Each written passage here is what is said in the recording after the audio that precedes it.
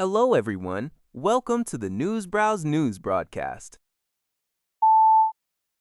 Al Jazeera reports a significant escalation of tensions in the Democratic Republic of the Congo, where residents in Rwampara, Ituri province set fire to an Ebola treatment center. The incident occurred after authorities prevented locals from taking the body of a suspected Ebola victim for traditional burial, sparking deep community mistrust and anger. Police efforts to calm the situation were unsuccessful, leading to parts of the facility, including a stored body, being torched. Aid workers had to flee, and 6 patients were transferred to a hospital. This event underscores the immense challenges Congolese authorities and international agencies face in enforcing safe burial practices, which are crucial for containing the highly infectious virus but often clash with local customs. The World Health Organization has declared the ongoing Ebola outbreak a public health emergency, emphasizing how violence, displacement, and community mistrust hinder control efforts. Previous outbreaks in the DRC also saw hundreds of health centers attacked due to similar issues.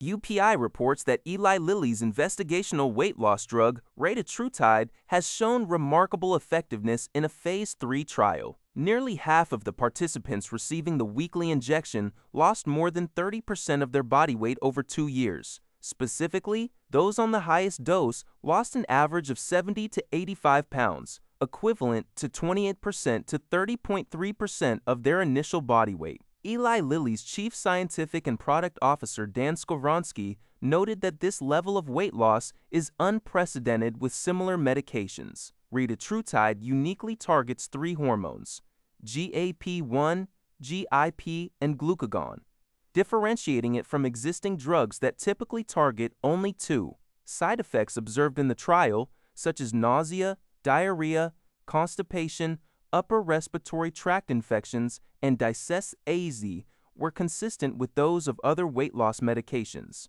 The drug is not yet approved by the Food and Drug Administration. According to GG Press, the New York stock market continued its upward trend on May 21st, positively reacting to a decline in crude oil prices. The Dow Jones Industrial Average, which comprises 30 blue-chip stocks, closed at $50,285.66, marking an increase of $276.31 from the previous day's close. This performance updated its all-time high, a record last achieved approximately 3 months ago on February 10th. Similarly, the technology-heavy NASDAQ Composite Index also saw gains, finishing the day at 26,293.10, up 22.74 points. The market's robust reaction indicates investor optimism fueled by lower energy costs. Global News reports that Canadian Foreign Affairs Minister Anand has confirmed that Canadians who were part of the global Flotilla intercepted by Israel en route to Gaza are now being deported to Turkey.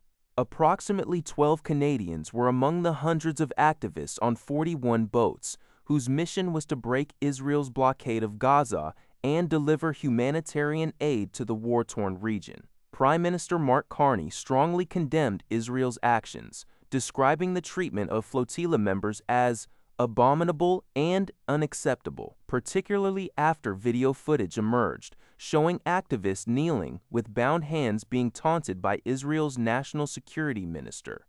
Following this incident, Minister Anand, along with several other foreign ministers globally, summoned Israel's ambassadors to their respective nations. A spokesperson for Israel's embassy in Canada has declined to comment on the summons at this time. CNBC reports that U.S. President Donald Trump has rejected Iran's peace counterproposal, calling it totally unacceptable and prolonging the 10-week conflict in the Middle East.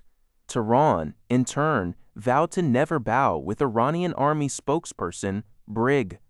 Gen. Mohammad Akraminia warning of surprising options if adversaries made another miscalculation. This unresolved standoff continues to choke the crucial Strait of Hormuz and has roiled global energy markets. Iran's demands include war reparations, full sovereignty over the Strait of Hormuz, an end to sanctions, and the release of frozen assets, while rejecting the dismantling of its nuclear facilities.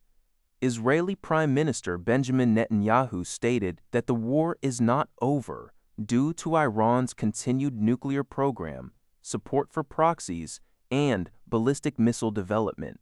All eyes are now on the upcoming summit between President Trump and Chinese President Xi Jinping in Beijing, where the Iran conflict is expected to be a central topic. China's willingness to pressure Tehran remains uncertain, despite sharing an interest in a stable Hormuz. That's all for this video. Thank you for watching. See you in the next video.